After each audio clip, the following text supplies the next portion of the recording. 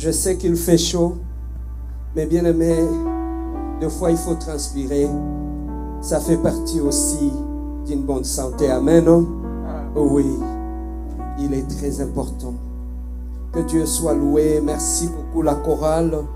Merci beaucoup à notre bien-aimé, le frère Fiston, qui nous a conduits dans un merveilleux moment de gloire. Que Dieu bénisse ce serviteur de Dieu. Que Dieu puisse bénir tous les enfants de Dieu. Maintenant que nous voulons passer à la parole de Dieu, comme la Bible nous dit, l'homme ne vivra pas seulement du pain, mais de toute parole qui vient de la part d'Élohim. Alors que nous voulons aller à l'école du Seigneur, j'aimerais que tu puisses prendre ta Bible, prendre un bloc-notes, parce qu'il y a des choses que tu vas noter. Cette parole est une parole que j'aimerais que toute l'Église puisse au moins l'écouter, la comprendre, car elle fait partie de notre vie chrétienne.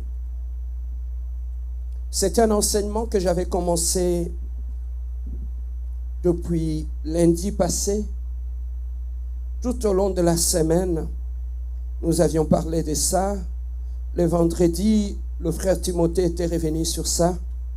Et la nuit, pendant que je préparais le message, le Saint-Esprit m'a dit, « Stay there, reste là. » Voilà pourquoi je suis encore là.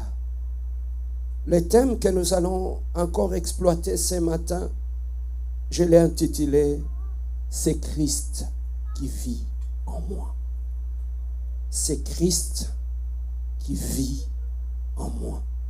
Ça, c'est le thème que nous allons exploiter aujourd'hui. Nous irons prendre notre premier texte avec notre lecteur de la Bible.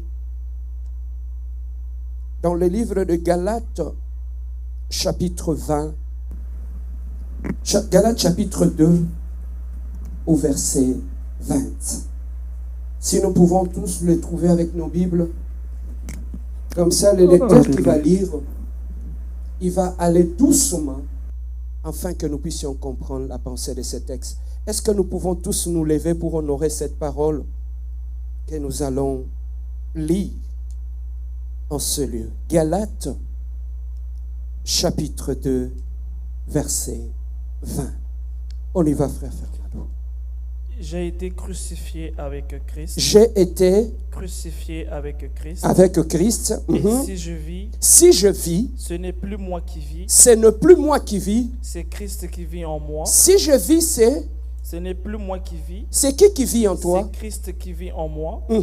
Si je vis maintenant. Si je vis maintenant. Dans la chair. Dans la chair. Je vis dans la foi au Fils de Dieu. Je vis dans la foi au Fils de Dieu. Qui m'a aimé. Qui m'a aimé. Et qui s'est livré lui-même pour moi. Qui s'est livré lui-même pour moi. Amen. Amen. Nous sommes dans Galates chapitre 5, verset 24. Nous sommes toujours dans le livre des Galates, chapitre 5, verset 24. On y va, papa. Ceux qui sont à Jésus-Christ. Ceux qui sont en qui? En Jésus-Christ. Ont crucifié la chair. On fait quoi? Crucifié la chair avec ses passions. Avec quoi? Ses passions. Ok. Et ses désirs. Et ses désirs. Reprends encore, papa. Ceux qui sont à Jésus-Christ. Ceux qui sont en... On n'a pas dit ceux qui sont à l'église. Je ne sais pas si on comprend. Amen. On n'a pas dit ceux qui sont dans la famille. On n'a pas dit ceux qui sont dans le mariage. Mais on a dit ceux qui sont en Jésus-Christ. En Jésus. Donc on peut être dans l'église sans être dans le Seigneur. Je ne sais pas si tu comprends. Donc l'apôtre a été clair. Il n'a pas dit ceux qui sont à l'église. Mais il a dit ceux qui sont en Jésus-Christ. Mais ceux qui sont en Jésus. Dites-nous comment ils sont. Qu'est-ce qu'ils ont dit? On crucifié la chair. On crucifié la chair. Et quoi? Et ses passions. Et ses passions. On termine par Romains 6, verset 8. Romains chapitre 6, verset 8. J'aime la parole. Alléluia. Romains 6, le Verset verset 8. 8. Éclaire-nous. Vas-y, papa. Or, Or, si nous sommes morts, si nous sommes morts avec Christ, nous croyons que nous vivrons aussi avec lui. Là, je ne sais pas si on comprend. Dans le premier verset que nous avons lu, on a dit ceux qui sont En Christ. en Christ. Mais maintenant, dans le deuxième verset, on nous parle, curieusement, on ne parle pas de l'Église, mais on parle de Jésus. Maintenant, dans le deuxième cas, reprends encore, papa. Or, si nous sommes morts Ceux qui sont morts avec Christ, nous croyons que nous vivrons aussi avec lui. Nous croyons que nous vivrons aussi avec eux. Donc, pour vivre avec Christ, il faudrait d'abord avec qui? Donc, c'est la mort en Christ, my God, qui déclenche la vie en Jésus-Christ. Donc, c'est un passage obligé. Papa, sit down, tu vas revenir Amen. après. Merci beaucoup. Est-ce qu'on peut s'asseoir? Oh, j'aime la parole d'aujourd'hui. Alléluia. Je commence déjà à aimer cette parole. Amen. Hein? Oui, bien aimé dans le Seigneur. L'apôtre Paul est en train d'enseigner la base même de la vie en Jésus-Christ. Bien aimé, la méconnaissance de cette réalité a fait que l'Église a produit des faux chrétiens. La méconnaissance de cette réalité a fait en sorte, bien aimé dans le Seigneur, que dans l'Église, on puisse trouver des fausses conversions.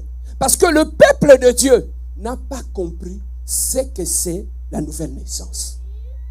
Voilà pourquoi nous allons essayer un peu de rentrer à l'intérieur pour comprendre la nouvelle naissance. Est-ce qu'on peut retenir les enfants pour ne pas nous distraire pendant la parole? Gardez les enfants. Bien aimé, l'apôtre Paul dit, j'ai été crucifié, mort et ressuscité en Jésus-Christ. Et ce n'est plus moi qui vis. Il dit, avant que je sois crucifié, le moi était vivant en moi. Mais maintenant, nous allons voir ensemble pourquoi, pour manifester la vie de Jésus-Christ, il faudrait que le moi soit d'abord crucifié. Papa, il y a des choses dans le Seigneur qu'on ne triche pas. Il y a des choses dans le Seigneur qu'on ne passe pas par des raccourcis. Il y a des passages qui sont d'abord obligés. Jésus a dit à Nicodème, Nicodème, dans ces choses, il n'y a pas de tricherie. Avant toute chose, il faudrait que tu puisses d'abord naître de nouveau. Donc, toute chose dans le Seigneur commence d'abord par la nouvelle naissance. Donc, tu ne peux pas sauter la nouvelle naissance pour devenir serviteur de Dieu. Tu ne peux pas sauter la nouvelle naissance pour devenir un enfant de Dieu. Donc, tout commence par la nouvelle naissance. Maintenant, pasteur, pourquoi, selon la pensée de Paul, avant que je puisse manifester la nature de Jésus-Christ, il faudrait que le moi soit d'abord crucifié. Maintenant, nous allons rentrer dans le moi.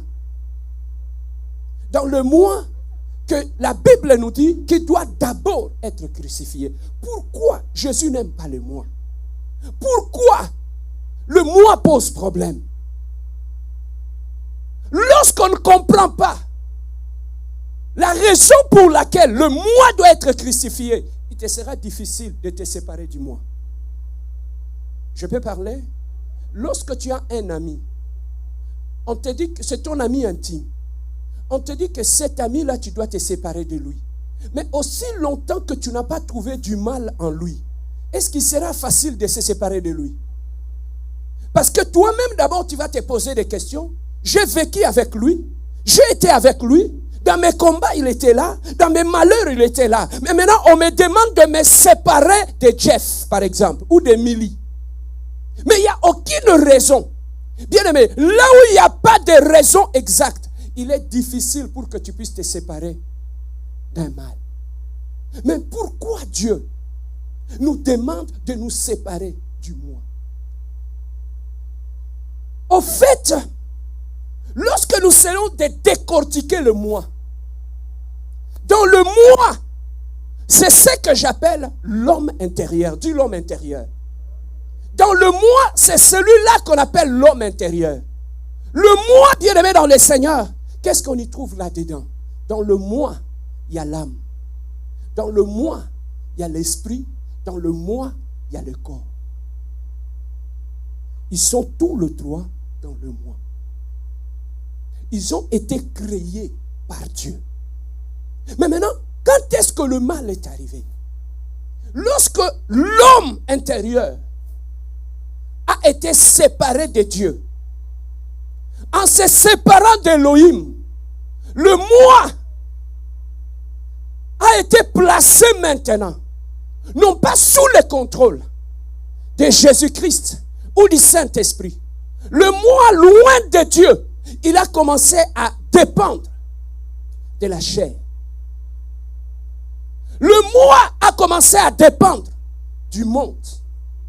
Or, dans le monde, qui règne dans le monde? C'est le Satan. Par le biais de la chair, le diable était rentré dans l'homme. Il a pris le contrôle du corps, de l'âme et de l'esprit. Et il a installé son trône dans le moi. Le moi, qui est l'homme intérieur, a commencé à subir la dictate, l'influence de la chair et du monde.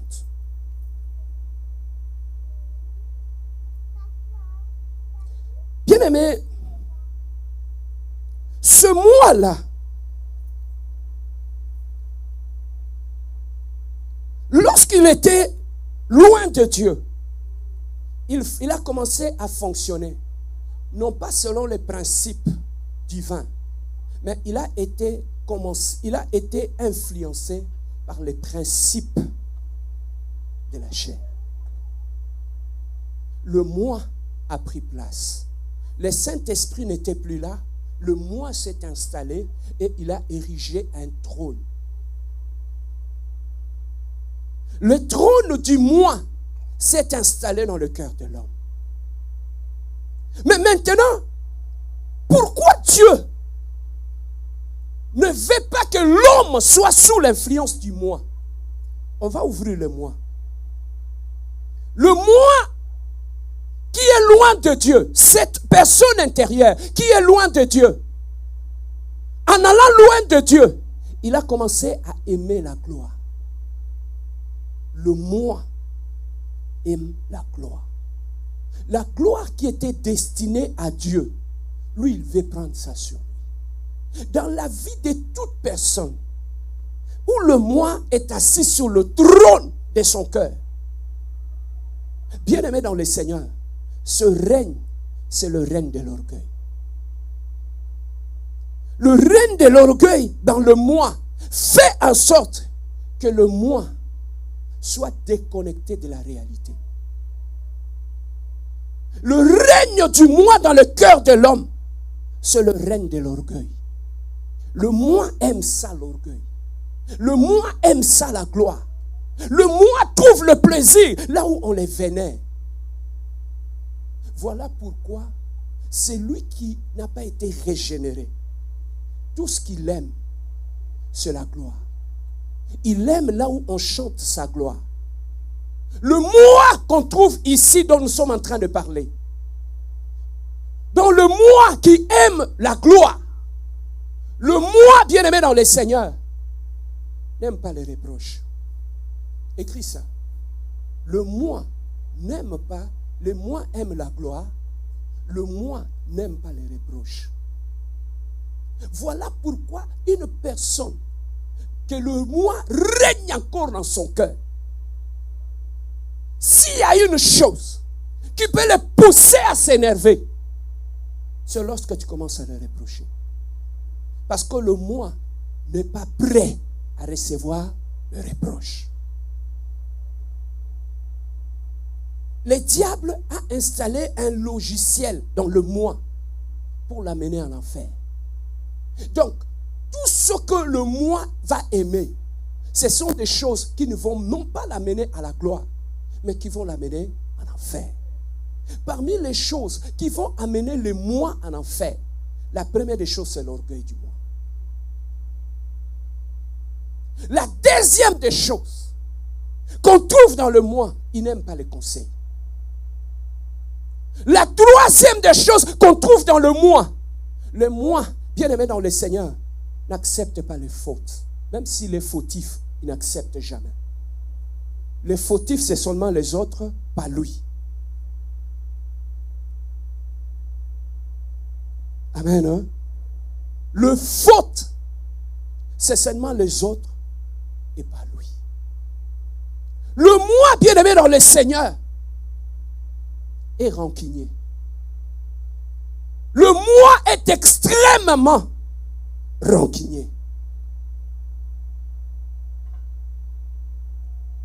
Le moi est extrêmement rancunier. Frère, tu peux avoir un problème avec quelqu'un, mais tu vas remarquer que la personne que le moi règne encore dans son cœur, sur ce trône-là, c'est un trône de la haine. Il ne connaît pas l'amour, le moi. Le moi ne connaît pas le pardon. Le moi ne connaît pas l'humilité. Le moi ne connaît pas la compassion. Le moi est sans compassion. Le moi, bien aimé dans le Seigneur, n'a pas la sensibilité. Le moi aime humilier les autres. Il aime beaucoup humilier les autres.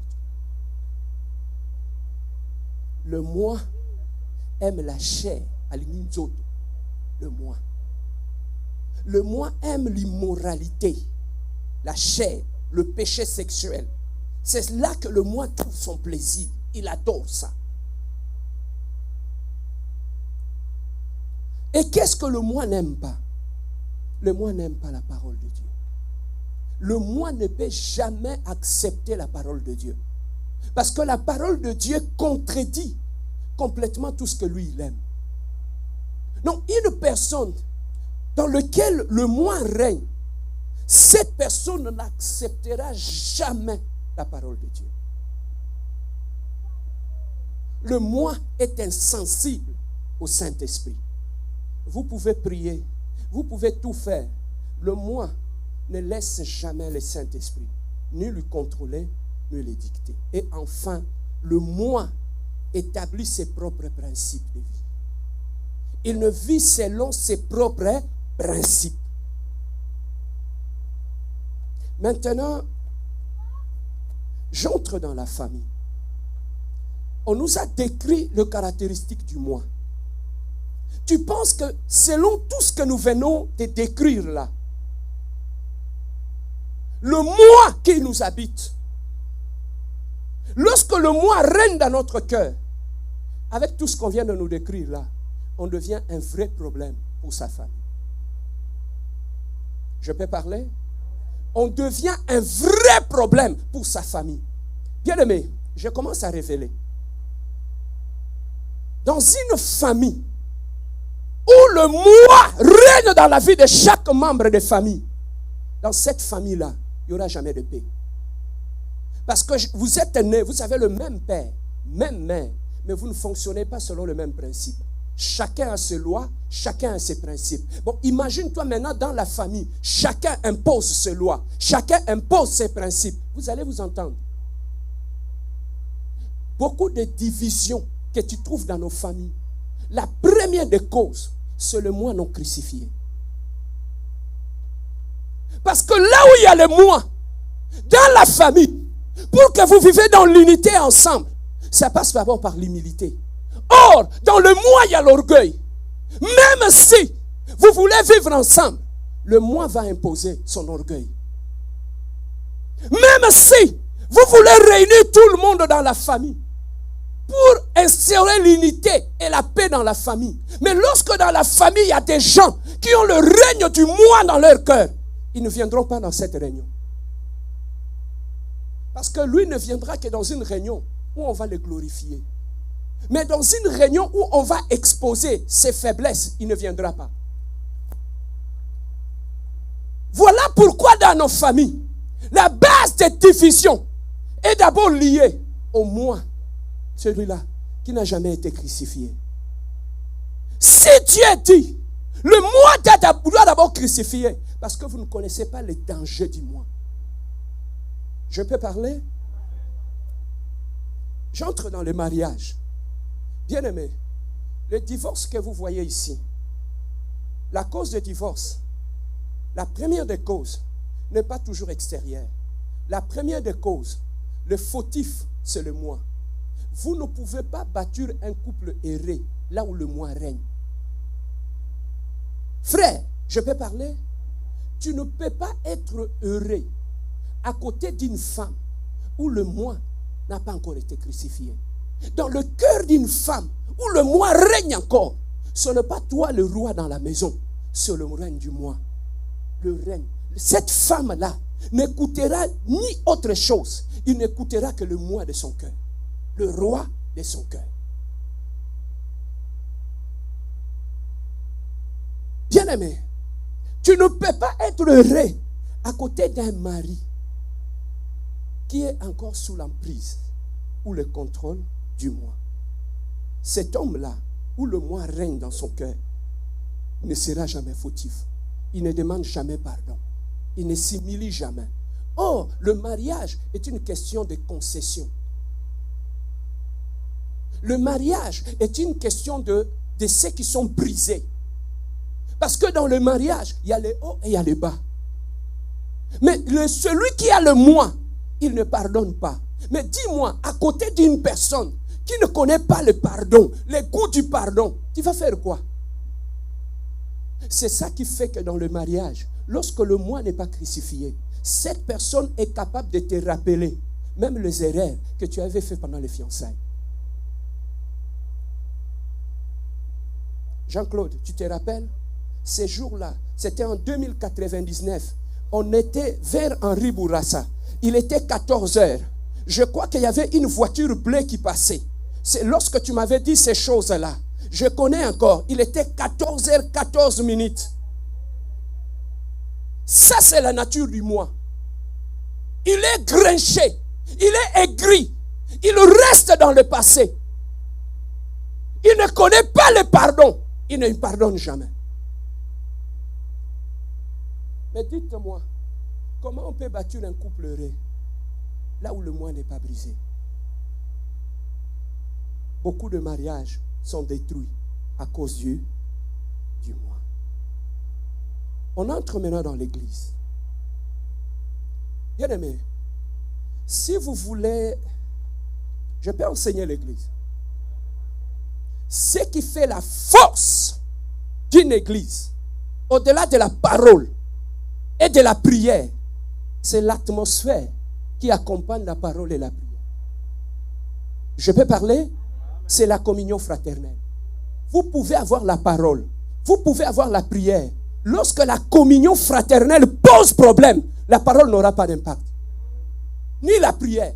Quand je parle de la communion fraternelle, ça veut dire que dans une église qui est réellement corps du Christ, ce qui fait la force, au-delà de la parole et de la prière, c'est la relation humaine entre les frères et les sœurs dans l'église. La compassion, je peux parler? Frères, faisons de notre mieux. Si nous voulons protéger cette église, travaillons d'abord sur la communion. Je peux parler? Les gens peuvent écouter les pasteurs Serge de loin. Mais ce qui fera que les gens demeurent dans cette église, ce n'est pas seulement la prière et la parole. C'est l'atmosphère qui accompagne la parole et la prière dans l'église. Voilà pourquoi le diable, des fois, il sera incapable de toucher à la parole dans l'église.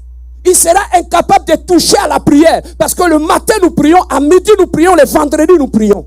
Mais pour que le diable puisse déstabiliser l'église, il va aller toucher la communion fraternelle. Or, quand on parle de la communion fraternelle, on parle du relationnel. Mais comment le diable, pasteur, arrive à détruire la communion fraternelle dans l'église pour fragiliser l'église, pour détruire la communion fraternelle, là où il y a le moi. Le moi n'aime pas la communion fraternelle. Le moi dans l'église détruit la communion fraternelle. C'est ça que tu vois dans l'église. Quand il y a un problème, là où il y a le moi, le pardon n'existera pas. Je vais parler. Combien de fois je me tue dans cette église pour réconcilier des gens?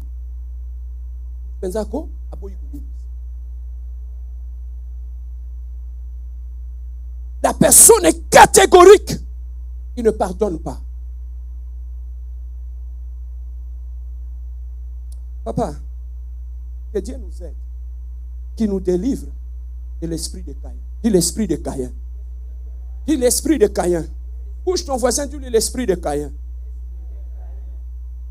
De quoi est constituée la compassion? Faisons très attention à l'esprit de Caïn. Lorsque l'esprit de Caïn entre dans une église, elle détruit l'église. Mais comment l'esprit de Caïn opère dans une église? L'esprit de Caïn adore Dieu. L'esprit de Caïn se tient devant l'autel de Dieu. Mais l'esprit de Caïn tue son propre frère devant l'autel.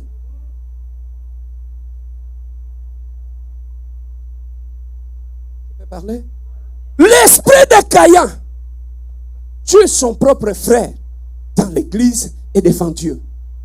Voilà pourquoi tu vas trouver que celui qui est habité par un esprit de Caïn, même quand il vient dans l'église, papa, explique-moi. Nous écoutons la même parole. Nous prions le même Dieu. Pourquoi on a du mal à se pardonner? Pourquoi on a du mal à faire la paix? Des fois, papa, je me pose la question. Tu parles aussi en langue.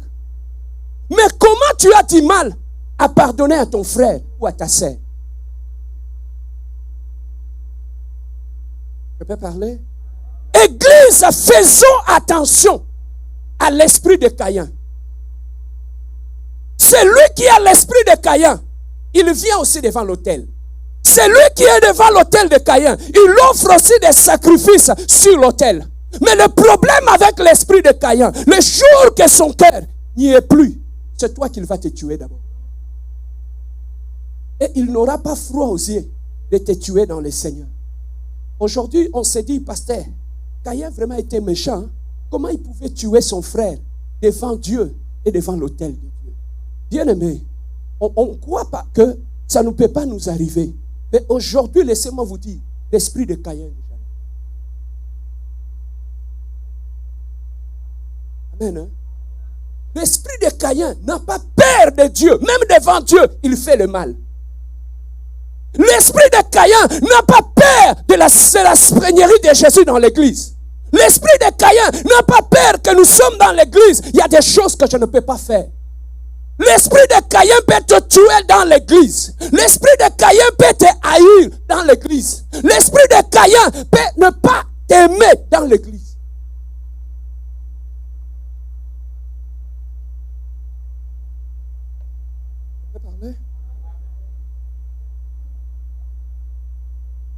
Bien-aimés, nous sommes en train de parler de l'esprit de Caïn.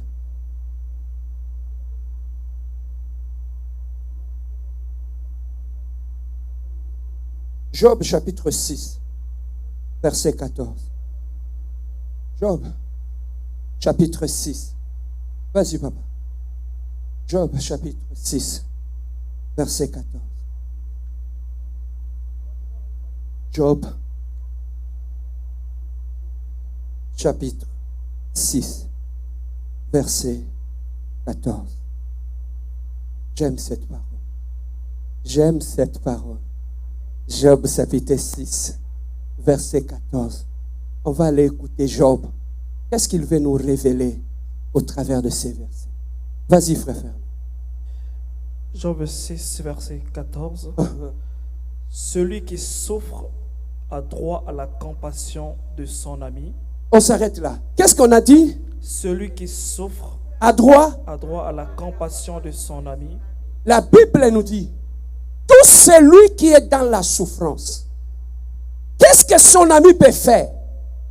L'offrir la compassion. Amen, hein? Amen. Papa, si les frères, fistons souffrent, ce qu'il attend de l'église, c'est la compassion. ce n'est pas qu'on les juge, mais il a droit à notre compassion. Lorsqu'un frère tombe dans l'église, il a droit, non pas qu'on l'écrase, qu'on l'humilie, qu'on le repousse. Il a droit à notre compassion. Je peux avancer? Papa, continue. Go ahead. Même quand il abandonnera la crainte du tout. Même quand il abandonnera quoi? La crainte du Tout-Puissant. Je m'explique.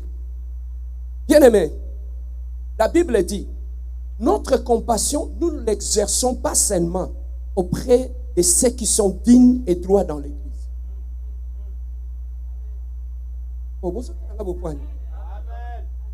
Notre compassion, nous ne l'exerçons pas seulement par rapport à nos bien-aimés qui sont dans l'Église, qui sont bien, qui sont droits.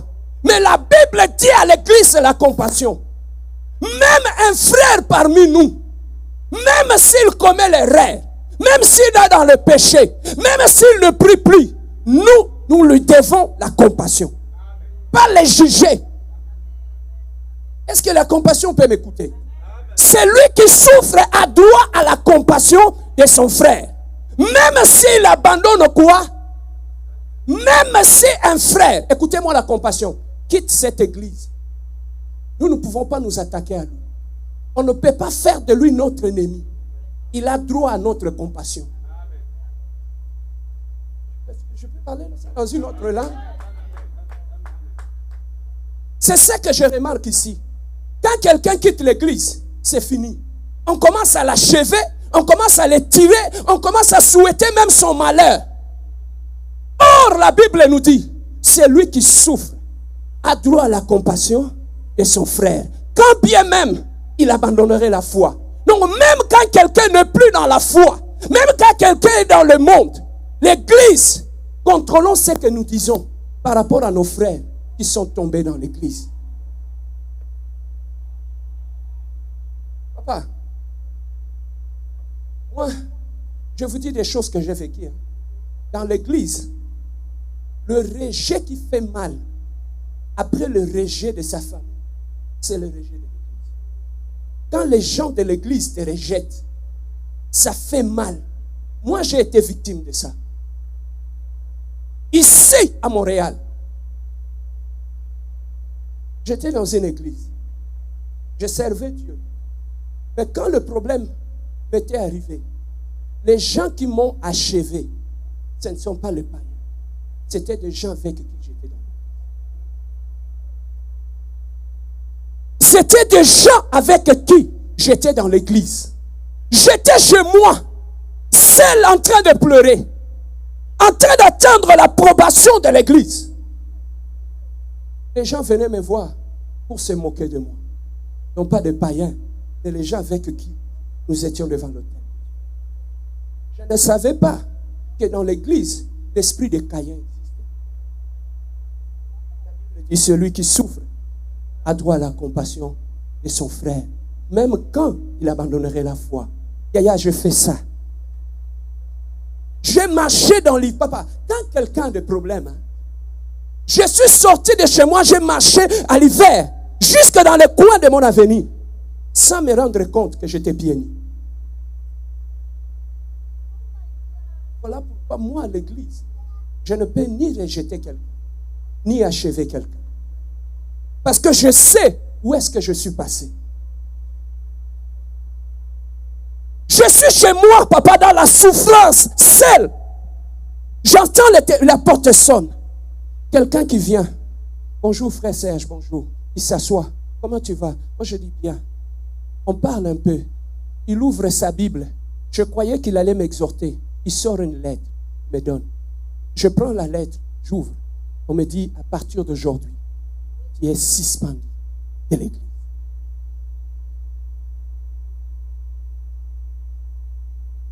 La personne, il a prié, il s'est levé, il est parti.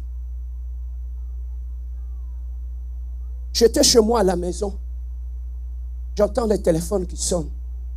Un papa de l'église m'appelle. Il me dit, pasteur, ici à l'église, nous sommes en train de faire une réunion.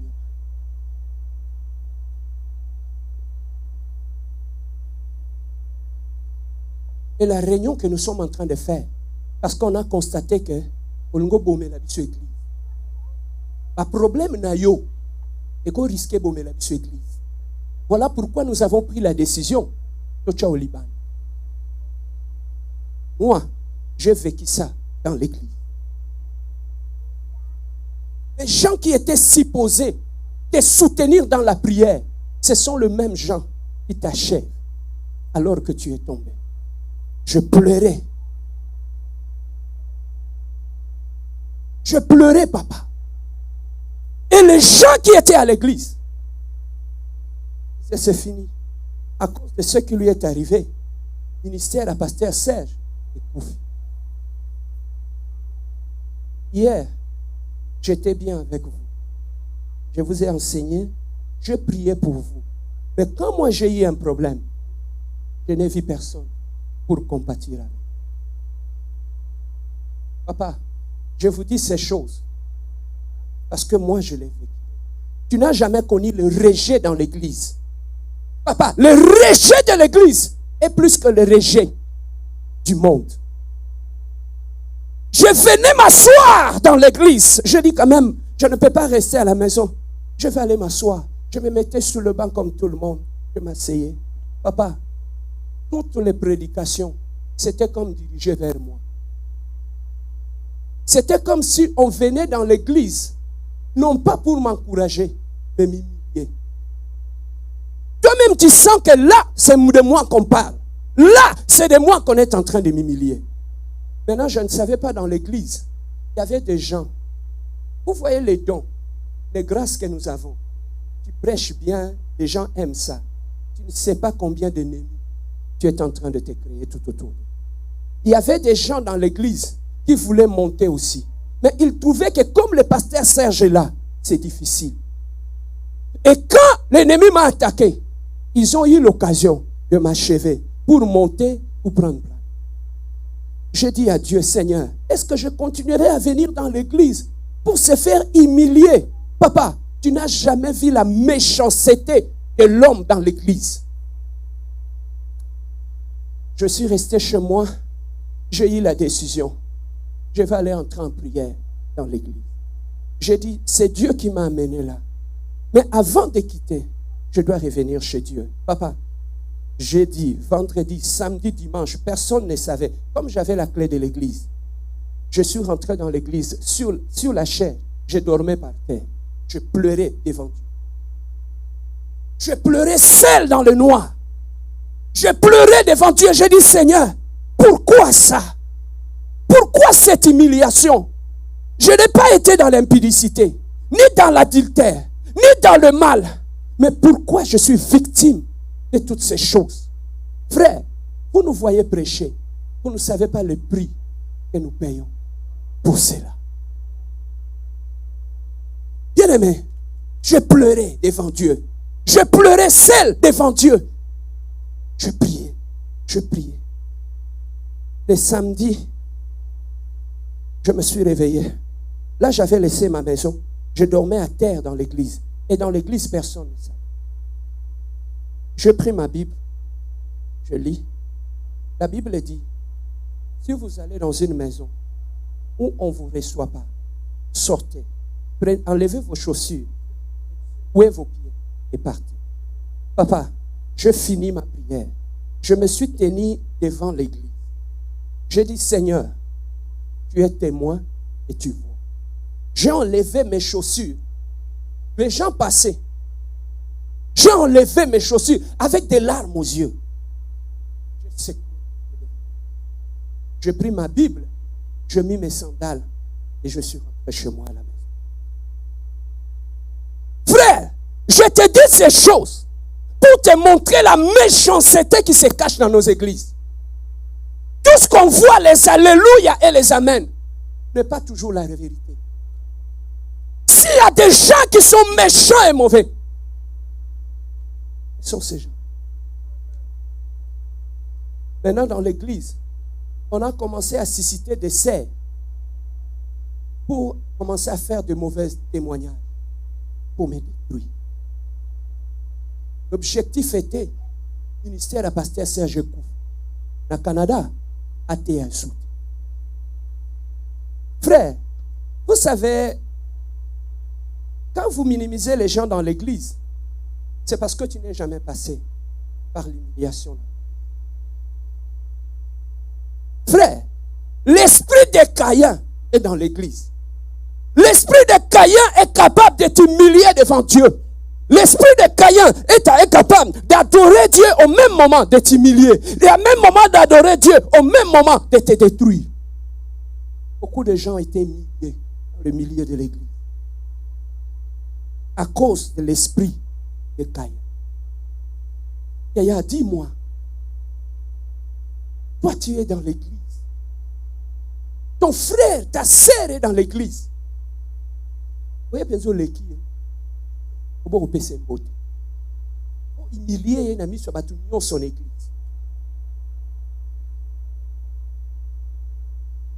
À la fin, quand on dit saluons-nous, la personne s'élève. À quel côté dans la toilette? Parce qu'elle n'a pas sa beauté.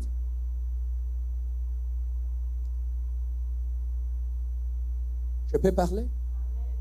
Et tout cela avec le nom de Dieu dans sa vie.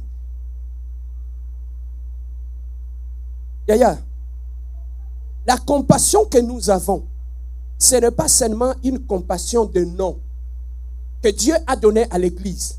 Il y a plusieurs églises, ils ont des noms de compassion. C'est simplement un nom. Quand ils fréquentent cette église, ils n'ont pas un message de compassion. Mais nous, la compassion divine, ce n'est pas le nom qui a fait de nous compassion, mais c'est la mission, le message que Dieu nous a donné, qui a fait que nous puissions porter le nom de la compassion. Est-ce que je peux parler de la compassion? À la compassion à Lingala, on dit Mawa. Ils sont aux églises à Mawa.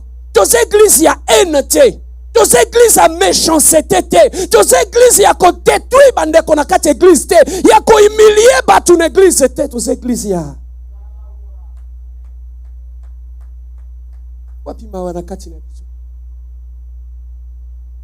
Voilà pourquoi nous sommes dans l'église de la compassion.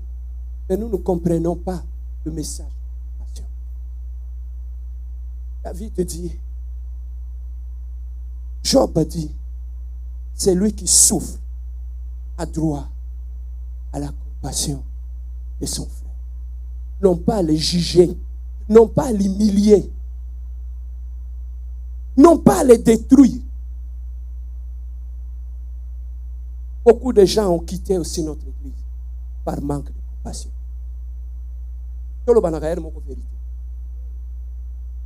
Par manque de compassion. Que tu vois d'autres têtes. Les autres sont partis par eux-mêmes. Mais il y en a d'autres qui sont partis par notre manque de compassion. On a là le nom de la compassion dans nos bouches. Mais dans nos actes, il n'y a aucune compassion. Mawezate. Tu vas au Kendene à Kende. Tu vas au Bima l'église à Bima. À Tumususu Bagoya. Ah, yaya. Celui qui sera jugé, ce n'est pas toi, c'est moi. Dieu me demandera des comptes. Dieu nous demandera de faire l'eau. Papa, papa, c'est un message, c'est un message à moi, message à compassion. Ils n'ont qui étaient tout autour de moi. Sachez-le aujourd'hui que Dieu ne m'a pas donné un message de jugement, un message qui écrase les faibles. Mais Dieu m'a donné un message de compassion. Un message qui est capable d'aller chercher les faibles et de les relever. Un message qui n'est pas attaché à la haine.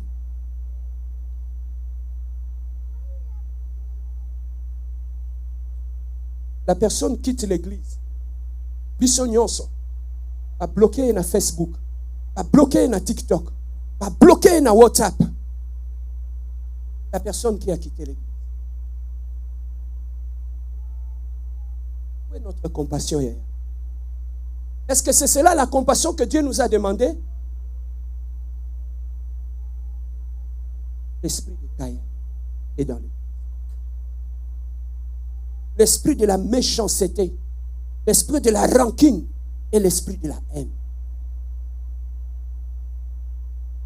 Bien-aimé, lorsque cet esprit s'installe dans l'église, quand tu fais une erreur dans l'église, c'est fini, tu es condamné à mort.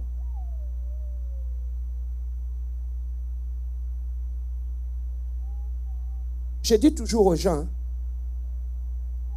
quand tel frère, telle sœur fait une erreur, vous êtes méchant vis-à-vis de cette personne-là. Et le jour que moi je ferai l'erreur, ça va être comment? Qui va me protéger? Amen. Hein?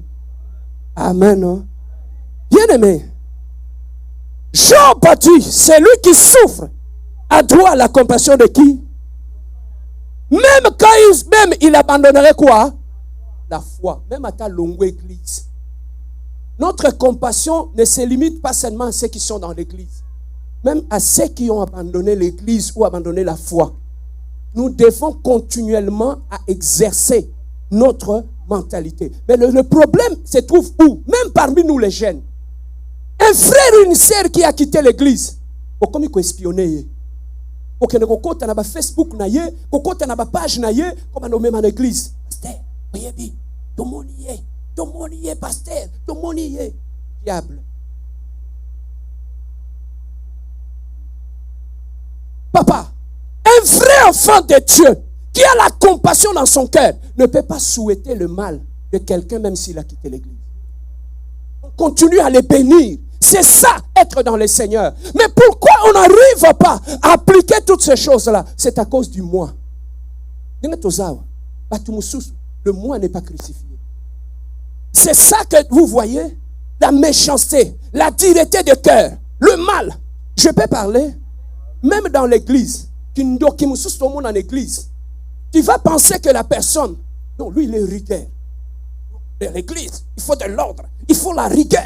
Dans l'église, il faut la rigueur. Quand vous grattez cette rigueur, vous allez trouver la méchanceté. Il y a la rigueur qui est basée par l'amour. Là où il y a la rigueur qui est caractérisée par l'amour, quand quelqu'un s'égare, tu l'appelles, tu le conseilles à revenir sur le droit chemin.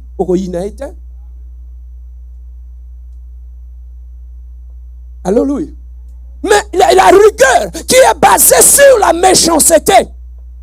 Quand tu commets l'erreur, libanda. Quand tu fais ceci, libanda. Je peux parler? Moi, je suis un père. Mon enfant ou ma fille dans l'église, même s'il a vomi sur moi, à moi nananga. Je parle au collaborateur, à pasteur. Ce n'est pas parce qu'un frère ou une sœur a vomi sur moi que ça peut te donner l'occasion de devenir ton aîné. Je peux parler? Cette mentalité-là, je le vois aussi dans notre église. Pour faire plaisir au pasteur ou à maman pasteur, on m'a dit qu'il y a une. Non, si je ne parle pas à Olivier, c'est comme si j'aurais de l'estime chez le pasteur, chez la maman pasteur. Innocent dans l'église. On a reçu le pasteur, la maman pasteur.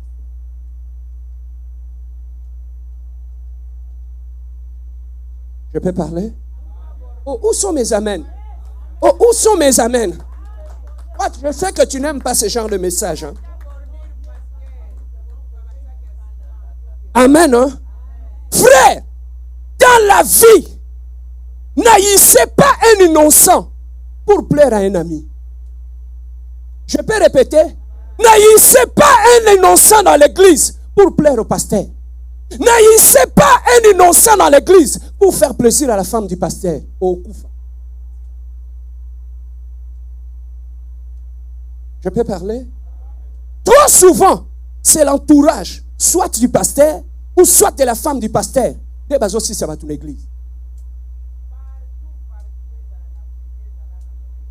Amen. Hein? Bien-aimés dans le Seigneur, nous devons extirper le mal de nous.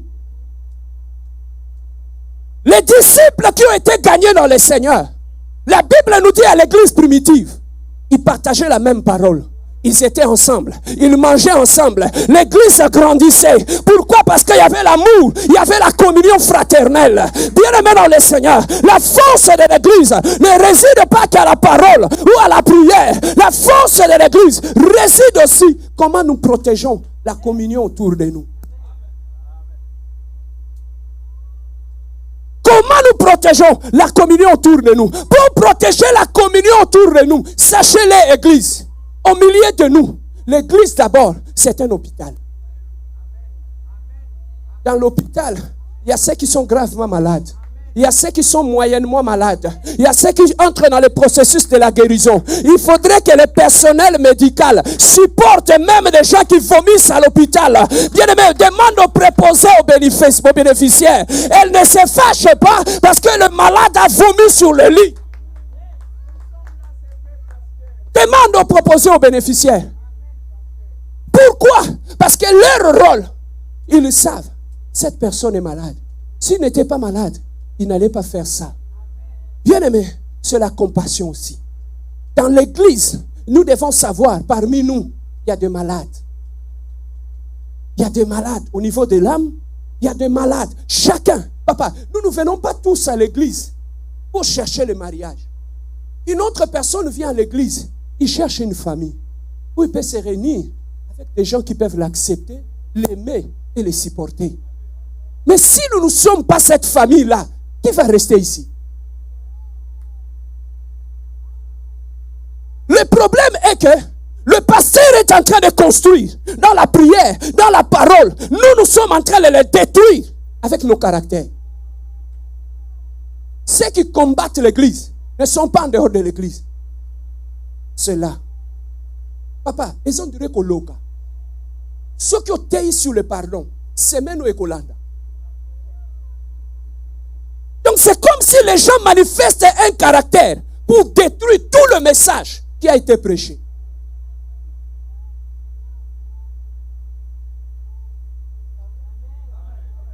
Est-ce que quelqu'un est en train d'être béni? Tu vois pourquoi l'apôtre Paul dit: j'ai été crucifié et mort avec Jésus-Christ. Bien-aimé, là où le moi n'est pas crucifié, il y aura toujours des problèmes. Dans une église où le moi n'est pas crucifié, il y aura des problèmes. Dans un couple où le moi n'est pas crucifié, il y aura des problèmes. Un serviteur de Dieu qui n'a pas le moi crucifié, c'est un problème pour l'église. Quel problème pour l'église? Un pasteur que le moi n'est pas crucifié, c'est un pasteur qui est dans l'orgueil. Maintenant, je pose la question. Moi, le pasteur Serge, je suis simple, souriant, avant de bien à Batounos. Si vous avez orgueil au sac à Simanangaï, vous avez un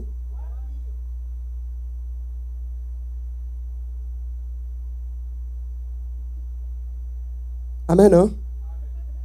Namunoko, je suis le fils du pasteur Serge. Je travaille avec le pasteur Serge. Je suis la fille du pasteur Serge. Je suis collaborateur du pasteur Serge. Mais Pierre était collaborateur de Jésus. Les gens qui l'ont vu, il ne s'est pas présenté. Ils ont dit: on a vu Christ dans ton langage, dans ton caractère. Si toi tu marches avec moi, où est la simplicité? Nana mutu olimbisa, yo olimbisa katosa mwana nani? Batu basala mabe na église ngana limbisa bango. Yo limbisa bango tosa mwana ya nani? Otanyoka. Papa, ne nous amenez pas l'évangile du serpent dans l'église. Amenez-nous l'évangile de la compassion. Celui qui souffre a droit à la compassion de son frère. Quand bien même il abandonne la foi, nous serons toujours en train de manifester notre compassion. Église, même de parmi nous, il y a des faibles. Parmi nous, nous n'avons pas reçu la même éducation. Parmi nous, il y a des gens, papa, tu ne sais pas par où il est passé. Des fois, le mal qu'il fait, il ne le fait pas sciemment. Son éducation ne le permet pas de savoir que ça a boyété. Mais vous le condamnez alors que la personne est venue dans l'église. Vous les jugez, vous les détruisez jusqu'au point de les sortir de l'église.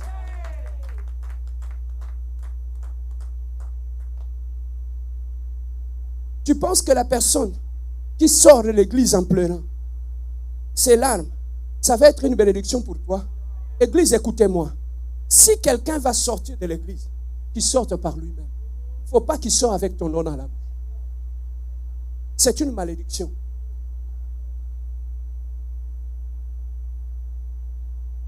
yo me makaba am l'église te.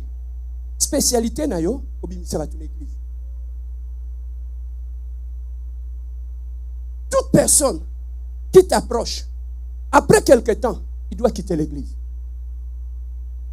Toute personne qui t'approche, voilà pourquoi je dis à l'église, que ce soit pasteur, diacre, évangéliste, femme du pasteur, toute connexion à l'église doit nous amener à la main. Lorsque tu te connectes à une personne, papa, nana frère Serge, quand tu m'approches dans l'église, tu vas remarquer que vie de prière est collée. Tu vas remarquer que sanctification est collée. Tu vas remarquer que biloba l'obésili. Tu vas remarquer qu'on suit humilité. Pourquoi? Parce que c'est ça, on donne que c'est qu'on a. Mais quand tu te connectes à la mauvaise personne dans l'église, il te transmet ce qui. Maintenant, Dieu t'a amené ici pour devenir disciple de Jésus. Dieu ne t'a pas amené ici pour devenir le fanatique du pasteur Serge ou de la femme du pasteur. Dieu t'a amené ici pour comme un disciple, mais yo comme un fanatique. Je peux parler? Je suis en train de chuter. Nous sommes en train de parler sur le moi.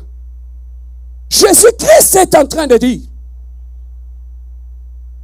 que tout celui qui veut me suivre n'a qu'à porter sa croix. Tu portes ta croix. Regarde ton voisin, tu lui portes ta croix. C'est par là que ça commence. Jésus dit, c'est lui qui veut me suivre n'a qu'à porter là. Vous savez, au début de son ministère, quand Jésus faisait de miracles, quand Jésus multipliait le pain, tu sais que beaucoup de gens le suivaient. Mais quand il a commencé à enseigner que chaque personne puisse prendre sa croix, Batubaki. Papa, tu sais que l'homme est méchant. Je peux parler? Tu sais que Jésus-Christ, il avait échoué dans son élection devant les hommes. On lui prend, on met Barabbas. Les gens ont choisi qui? Barabbas. L'église.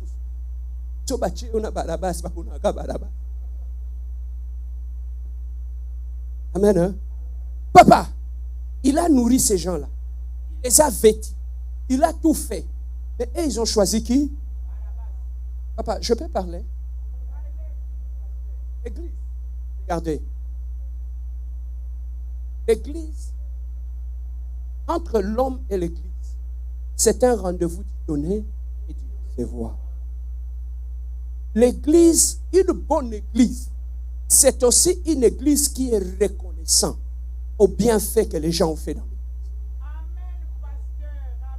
Dans la plupart des cas, nos églises, papa, sont ingrats. Tu peux les aider.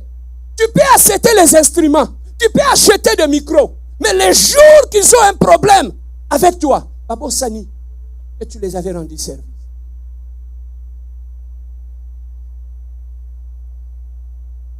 Ils oublient. C'est ça le problème avec nos églises. Une église doit aussi être reconnaissante. Papa, comment tu peux m'expliquer? Chaque mois, quelqu'un donne 200, 300 $ pour le loyer de l'église. À cause d'une petite erreur, à une église, comment vous pouvez expliquer ça? Ça s'est fait dans l'église. La personne qui paye sa dîme, qui soutient l'église, vient de Bolaximindou.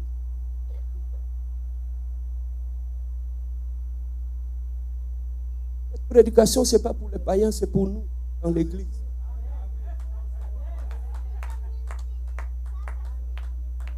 Amen. Hein? Papa, nous ne sommes pas réunis pour nous perdre. Nous sommes réunis pour devenir meilleurs. Voilà pourquoi, pour devenir meilleurs, à un moment donné,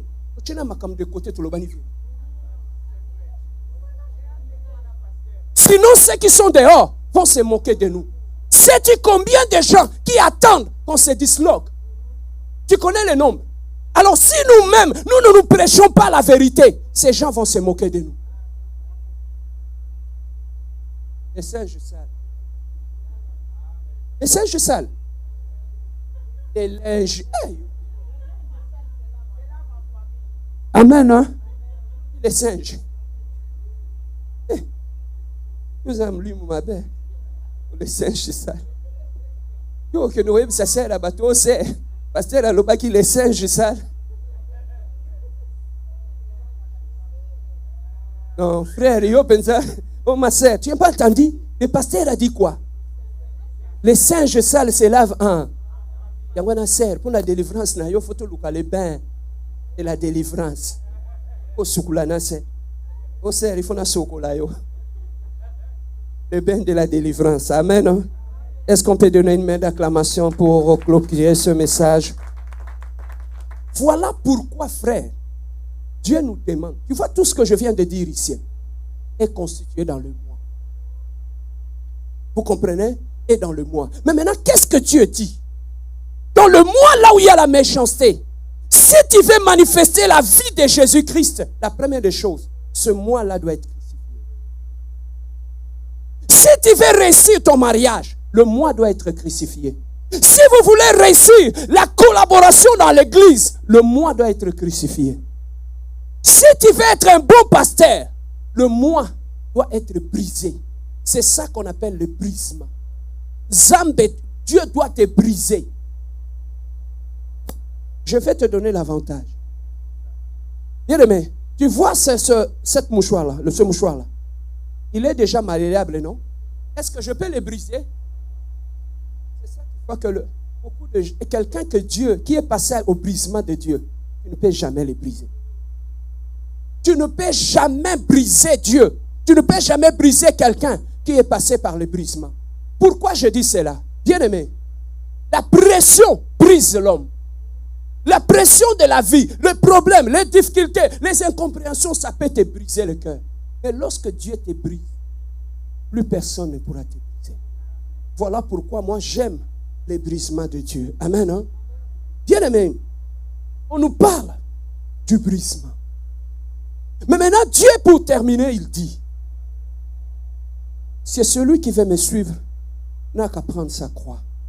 Or, la croix, les Romains utilisaient la croix pour mettre à mort une personne. Pour humilier une personne, ils prenaient la croix. Ils donnaient à la personne. Il dit, on va. Toi-même, tu vas transporter ta croix jusqu'à la montagne. Et quand on va arriver à la montagne, on va te crucifier sur la croix que toi-même tu as transportée. Vous comprenez? Et Jésus dit que celui qui veut me suivre n'a qu'à prendre sa croix. Or, lorsqu'on prend sa croix, on doit passer par la crucifixion. La crucifixion, c'est la mise à mort du moi. Le moi, bien-aimé, c'est celui qui dictait notre caractère. C'est celui qui dictait notre façon de faire les choses. C'est le moi, bien-aimé, en nous qui faisait en sorte. Tu sais quand tu dis, moi, je n'aime pas ça. Oui, ça là on a famille nabino mais l'église awa okolinga buzoba.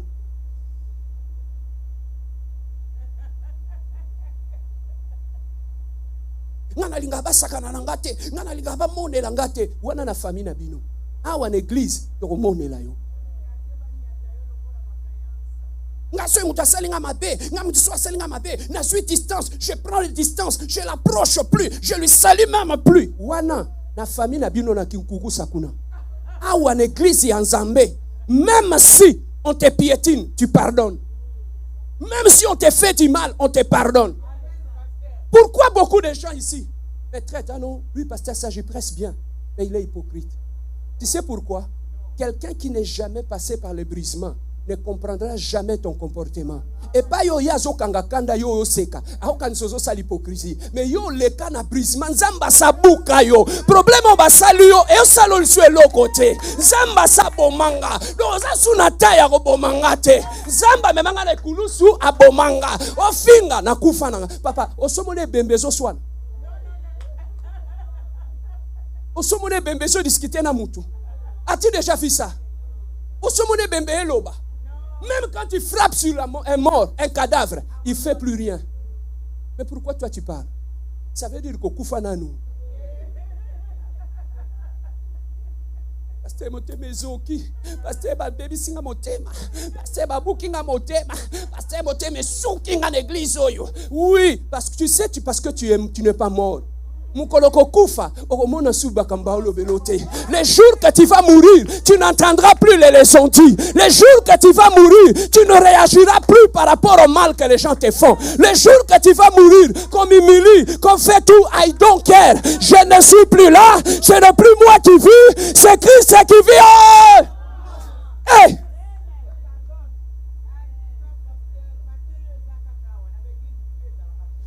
Écoute, ça j'aime. Il dit, ce n'est plus moi qui vis. Maintenant, c'est Christ qui vit en. Écoutez maintenant. Si Christ vit en toi, pourquoi quand. Ça veut dire, écoutez, moi je suis Serge. Si Christ vit en moi, ça veut dire que Serge est mort, non? Mais maintenant, quand toi tu humilies Serge, pourquoi je réagis?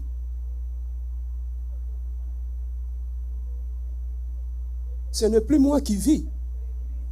Mais pourquoi quand on insulte celui qui est mort, toi tu réagis?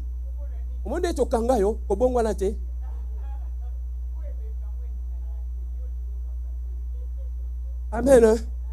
Tu vois comment les gens disent que non, lui il est hypocrite, il est toujours hypocrite. Oui, moi je suis hypocrite parce que toi tu ne comprends pas la notion du brisement dans la vie d'un homme. Qu'un homme qui est passé par la croix, c'est un homme qui est mort. Donc frère, église, même quand on me critique, ne venez pas me le dire parce que le Serge qu'on critique est déjà mort. Maintenant celui qui est là, c'est Jésus-Christ qui vit en moi. Parlez-moi de Jésus, ne me parlez pas de Serge. Critiquez, humiliez tout ce que vous voulez, ça me fait plus.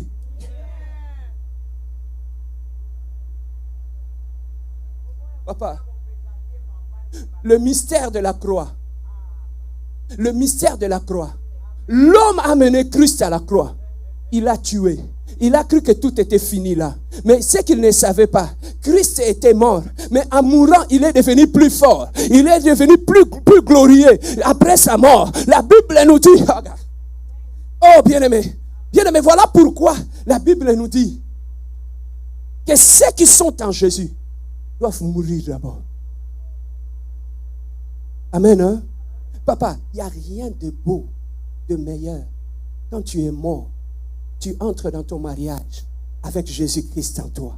Ataba seme qui va finir. Et ça, ce n'est plus moi qui vis. Si quand yo so soit dans la seme qui ponani. Au moment qui paye, au poste bongwanati. Mouton yaza brisé. Même quand il entre dans son mariage, il est difficile. Bon finga, bon tonga, ça lui fait absolument rien. Parce que celui qui a épousé votre sœur, votre frère est déjà mort. Ce n'est plus moi qui vis, c'est Christ qui vit. Ah! Si vous allez insulter vos finga yes. Parce que c'est celui qui est en moi, non? Alors, bien aimé, quand tu vas dans notre église, ici, ils ont leur Dieu. Pourquoi quand tu insultes leur Dieu, et ils se défendent? Non, tu ne touches pas notre prophète. Tu ne touches pas ceci. Tu sais pourquoi? Parce que leur prophète est mort. Comme un homme normal. Mais chez nous, quand tu t'attaques à Jésus, est-ce que ça va me déranger? Celui qui se défend, ça veut dire qu'il n'est pas mort. Mais celui qui est mort, c'est Jésus-Christ qui les défend. Voilà pourquoi, avant de bénir Abraham, Dieu avait tué Abraham. Dieu avait tué Abraham. Tu sais pourquoi? Il a dit à Abraham, comme tu es mort, celui qui te combattra, moi je le combattrai. Donc il a dit, Abraham, toi tu ne combattras plus parce que tu es au Koufi. Mais maintenant, comme tu marches avec moi, c'est moi maintenant qui prendra ta place et ta défense. Amen. Hein? Et ta défense. Bien aimé, ce que nous devons comprendre, lorsque Christ vit en moi, qu'est-ce qui arrive? Lorsque Jésus vit en moi, quel est le sorcier qui peut m'envoûter encore? Alors, lorsque tu vois l'avantage de tuer le vieil homme, le moi, et de laisser Jésus vivre en toi. L'avantage c'est quoi? Celui qui t'approche, il ne te voit plus. ils voient Jésus qui vit en toi. Même dans la famille, tu vois les liens, l'envoûtement, la sorcellerie de la famille se trouve dans le moi. Voilà pourquoi, quand le moi est mort, la Bible nous dit que ceux qui sont en Jésus, il n'y a plus de condamnation. Parce que celui qui était envoûté est déjà mort. Tu comprenais? Donc, dans votre famille, si vous ne vous mariez pas, ce n'est plus mon problème. Ce n'est plus moi qui vis, c'est Christ qui vit en moi. Bien aimé, le manque de mariage est dans le moi que Dieu a tué. La vraie délivrance passe par la croix. Il faudrait que le moi puisse mourir pour que Christ puisse prendre place dans ta vie. Bien aimé, lorsque Jésus vit en toi, lorsque tu arrives quelque part, la beauté c'est quoi? Ce n'est plus moi qui mets ces pieds là, c'est mon Jésus qui est là. Amen. Tu vois l'importance? Lorsque le moi, voilà pourquoi frère, il faut crucifier le moi. N'écoutez plus le moi. Maintenant, écoutez le principe de la parole. Celui qui est passé par le brisement, il fonctionne selon la parole de Dieu. Et celui qui fonctionne selon la parole de Dieu, quand il parle, on entend Jésus. Il devient une Bible ouverte. Tu comprends, papa? Quand Jésus vit en toi, tu deviens une Bible ouverte dans ta famille. Les gens, papa, écoute, tu sais, l'ignorance, ce n'est pas une mauvaise chose. Hein? C'est une mauvaise chose. Tu sais pourquoi? Quand les gens, écoute, vont chercher Dieu à la montagne, dans la retraite, dans la prière, c'est qu'ils ne savent pas que Jésus vit déjà en nous. Zambozo Lukalibanda, Anakatinot. Oh, est-ce que vous me comprenez? Amen. Ce n'est plus moi qui vis, c'est Christ qui vit en moi. Maintenant, le Christ qui vit en moi dit ceci: venez à moi, vous tous qui êtes fatigués et chargés. Maintenant, écoute, quand il dit venez à moi, Yeshua Nazawat, il est en nous, non? Mais maintenant, quand il dit venez à moi, tu vas aller vers les gens. Mais pourquoi toi tu partages tes problèmes avec les gens? C'est parce que tu ne sais pas que quand tu as des problèmes, entre dans ta chambre. Et Jésus qui est en toi, parle-lui, il t'exaucera. Amen. Hein? Un vrai serviteur de Dieu, bien aimé dans le Seigneur, doit refléter la vie de Jésus-Christ. Voilà pourquoi, écoutez ce conseil. Quand tu viens à l'église de la compassion, celui que Dieu a placé devant nous, c'est le pasteur Serge. C'est lui notre modèle. Celui que nous devons copier, c'est celui que nous devons regarder. Tous ceux qui sont tout autour de moi sont aussi malades, sont aussi dans l'eau. Une personne qui est malade peut vomir sur toi. Amen. Hein? Voilà la chose la plus importante. Quand nous venons dans l'église, regardons vers le ciel. Regardons vers Jésus-Christ. C'est lui notre modèle. L'objectif en venant dans l'église, c'est de parler comme Jésus, d'être comme lui, de marcher comme lui. Moi, je suis dans mon mariage. Ma femme est là. Je peux te donner, elle peut témoigner, ma femme. Ce n'est plus moi qui vis, c'est Christ qui vit en moi. Quand je suis rentré dans mon mariage, j'ai amené Jésus. Là où j'amène Jésus, j'amène la paix. Je suis allé dans ma belle famille, j'ai amené Jésus, j'ai amené la paix. Je pars dans l'église, j'amène Jésus, j'amène la paix. Je pars au travail, j'amène à l'église, j'amène mon Jésus et j'amène la paix. Maintenant, dans mon lieu de travail, vous savez, moi, je n'aime pas trop me présenter, que je suis pasteur. Moi, les titres-là, je n'aime pas. J'aime que les gens découvrent Jésus en moi. Des fois, moi-même, je fais ces exercices-là. Je me pointe quelque part, je m'étais, je me comporte bien. Pourquoi? Parce que je veux que les gens puissent voir Jésus en. Amen. Hein? Une fois, il y avait une femme qui faisait l'entretien de nos bureaux. À chaque fois, on parlait, on était bien. Bien aimé, vous savez, les latinos, ils ont un respect par rapport aux hommes de Dieu que nous n'avons pas. Cette femme est latino. Elle nettoyait nos bureaux. Un jour, je ne sais pas par quel miracle, elle a vu une de mes vidéos sur TikTok. Tu sais, quand elle rentre au bureau, elle ne me parle plus. Je dis, mais pourquoi tu ne me parles pas? Il me dit, toi tu es pasteur. Oh. Il a compris le respect qu'on donne à l'homme de Dieu. Il a nettoyé le bureau, il a fini. Je vois quelqu'un qui se met à genoux. Il dit, prie pour moi. Frère, c'est ça que Dieu nous demande. Moi, mon boss au travail, il ne savait pas que j'étais pasteur. Il voyait comment je me comportais au travail. Jusqu'à ce qu'un jour, elle a vu une de mes vidéos. On lui a envoyé. Il a dit, ça, ce n'est pas M. Bia. Quand il l'a regardé, elle m'a appelé, Serge, viens au bureau. J'arrive au bureau, elle me dit, toi, tu es pasteur. Il me dit, je comprends maintenant ton comportement. Que tu n'es ni problématique, ni orgueilleux. Tu as un sens de service. Tu aimes servir les autres. Elle a compris maintenant, ça vient d'où? Elle n'est pas chrétienne. C'est une païenne. Mais quand il y a des problèmes au travail, elle me dit toujours, Bia, prie. Prie que ton Dieu puisse résoudre les problèmes. Frère, arrivé à un moment où tu commences à donner aux gens le goût de devenir enfant de Dieu. Tu vois, il y a un comportement. Est-ce que tu peux savoir comment moi nanzam? Otonga yo, kanda yo, en yo, nana rolinga comme moi nanzam. Tu vois comment nous bloquons Dieu. Nous empêchons que d'autres personnes puissent se convertir. Parce que nous ne leur donnons pas le goût de devenir un enfant de Dieu. Que ce soit dans ta famille, que ce soit dans ton mariage. Donnez le goût aux autres de devenir qui? On trouve en toi le pardon. On trouve en toi l'humilité. On trouve en toi la joie. Quand tu es là, on te fait du mal, tu pardonnes. On trouve à toi. Papa, ce n'est pas une faiblesse. Mais quand les gens voient cela, quand tu invites quelqu'un à l'église, il vient.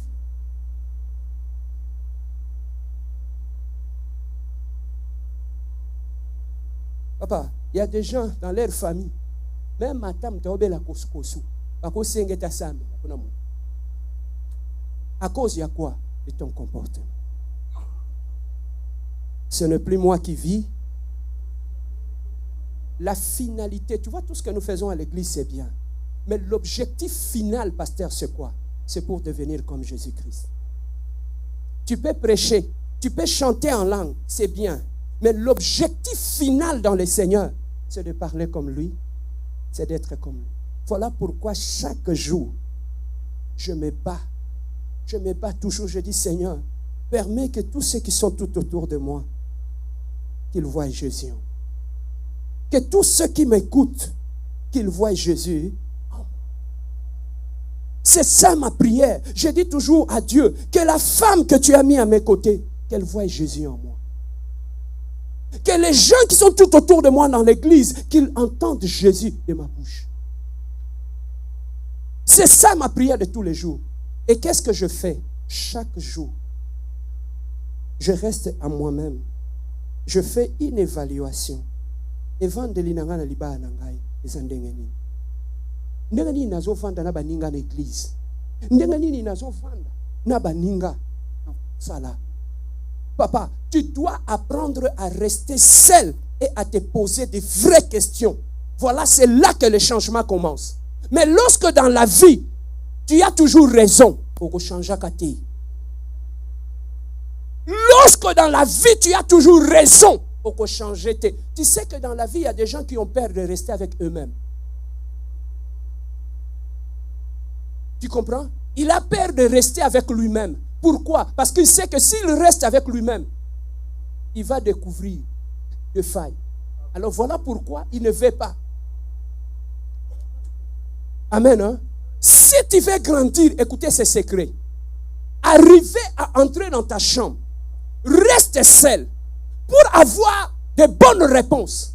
Ça commence d'abord par se poser de vraies questions dans la vie. Si tu veux vivre le vrai changement, pose-toi d'abord le vrai sur ta conduite et sur ta marche. Papa, tu es béni dans la vie lorsque tu es capable de rester seul. Tu commences à déceler des failles dans ton caractère. Et là, il faut aller. Papa, tu es béni si tu es capable de trouver l'orgueil dans ton caractère.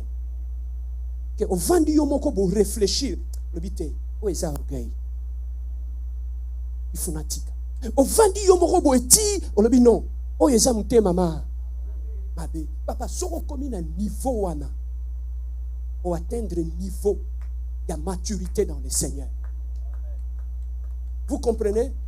N'attendez pas toujours que les gens puissent commencer à se plaindre sur ton caractère. Mais arriver à un moment où tu peux rester seul, Serge.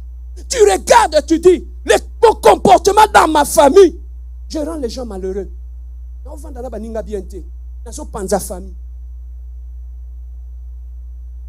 Il faut, papa, n'attendez pas que les gens puissent découvrir seulement un mauvais caractère. Mais reste toi-même. Et pour arriver à cela, tu sais le secret c'est quoi? C'est le Saint-Esprit. Celui qui a le Saint-Esprit est une lumière. Lorsque tu l'invites, lorsque tu es dans le noir, quand tu invites le Saint-Esprit, il amène la lumière. Je peux vous montrer. Quand j'ai des habits sales, si je suis dans le noir, est-ce que je peux le constater? Quand j'allume la lumière, je peux voir que mes habits sont... Quand je constate, je fais quoi? Ça me donne le pouvoir d'aller changer mes... Au moment où je change mes arnavis notés, au lili. Vinayo, et c'est la Bible, le Bible, la tente de Kedar. David dit, dans la tente de Kedar, il n'y a pas de lumière. Tout est noir. Je vais donner ces versets pour comprendre que tu es dans les tentes de Kedar. Comme ça, tu vas aller. Je vais trouver.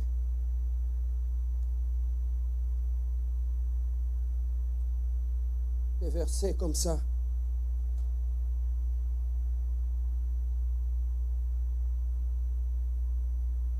Prends le psaume 120.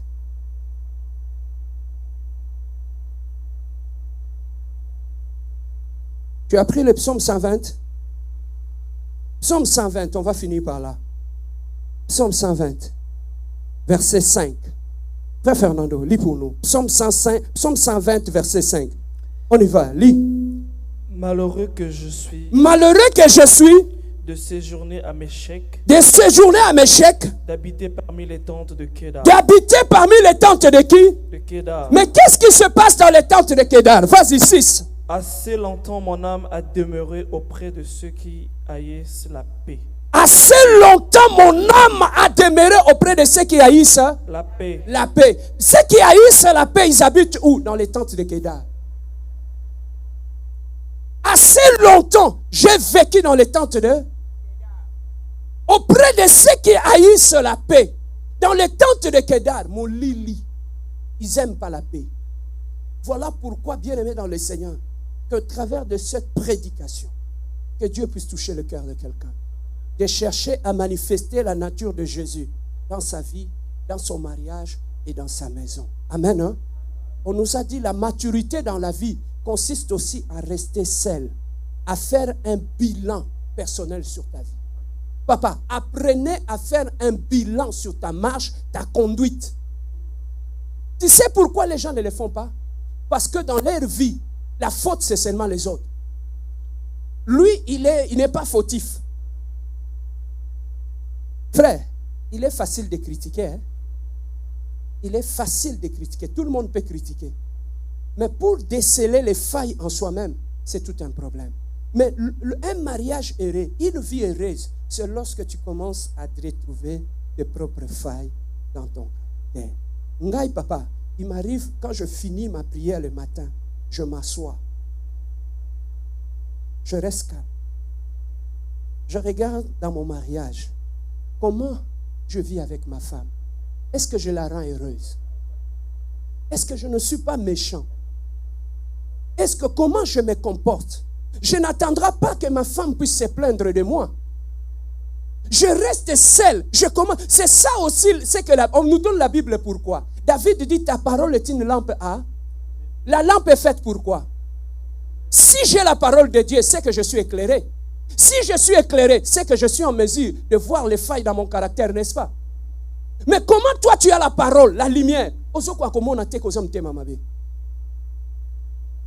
Frère, moi il arrivait des fois, avant de Gino, oh il y a méchanceté.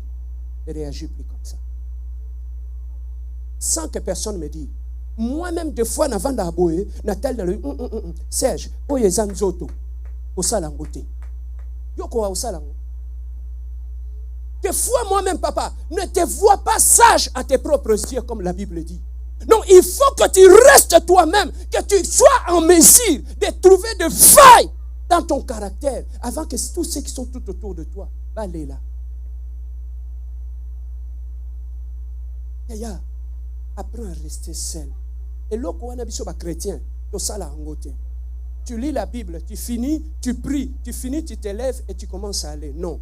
Bien-aimé, la parole est faite pour nous éclairer et changer notre caractère, changer notre façon de fonctionner. Voilà pourquoi moi le matin, je reste là, je regarde vis-à-vis de ma femme, qu'est-ce que je peux changer? Serge, vis-à-vis de l'église, tous ceux qui sont tout autour de moi, qu'est-ce que je peux faire? Des fois, si je veux faire quelque chose, le Saint-Esprit me dit, Gino, ça c'est pas la compassion. Je laisse. Des fois, quelqu'un quitte l'église, ça fait mal. Je vais aller vers la haine. Le Saint-Esprit me dit, Serge, la Bible dit, celui qui souffre a droit à la compassion de son frère, quand bien même il abandonnera la foi. Tu as compris? Voilà, bien-aimé, je pris du temps pour enseigner ces choses. Pourquoi? Parce que sans la connaissance de ces choses, ma famille est au Kabon, l'église est au Panzana, mon qui est au Sekabiso. Tout passe par là. Voilà pourquoi Jésus a dit à ses disciples, Pierre, avant d'aller me servir, allez dans la chambre haute. À la tour de Babel, Dieu les a confondus avec le langage. Mais dans la chambre haute, Dieu les a unis. Et dans la chambre haute, il n'y avait qu'une seule langue. Dans l'intérieur de la chambre où les gens parlent. Bien aimé, quand on vient dans le Seigneur, il n'y a pas de langue. Le christianisme parle une langue. La langue du christianisme est là. Ça, c'est la langue du christianisme. Si toi, tu parles parole, moi, je parle parole, d'où viendra la différence? Si toi, tu parles parole, moi, je parle parole, on va se pardonner, non? On va s'humilier, non? La confusion arrive quand? Quand on commence à devenir une tour de Babel. Or, dans l'église, il n'y a qu'une seule langue que nous parlons, c'est la Bible. C'est la langue que nous parlons dans le Seigneur. Est-ce que quelqu'un a été béni par cet enseignement? Est-ce que nous pouvons nous lever? Lève-toi là où tu es.